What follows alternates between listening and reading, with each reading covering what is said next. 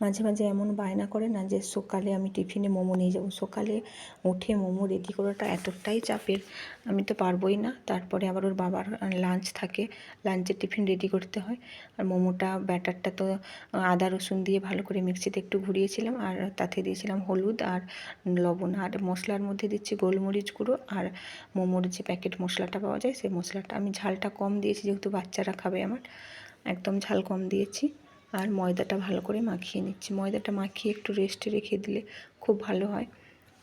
তারপরে আমার যতটা সহজ মনে হয় সেই রকম শেপ দিয়ে আমি মোমোটা বানিয়েছি।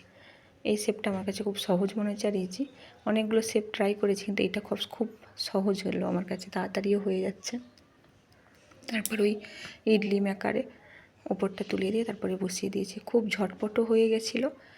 আর ওরা তো দাঁড়িয়েছিল যে কখন হবে আর খাবে। তারপরে রেড চিলি সসটা আমি বাড়িতেই বানিয়েছি। আর দেখতে দেখো একদম দোকানের মতোই হয়েছিল, টেস্টটাও দোকানের মতো হয়েছিল, দেখতেও দেখো।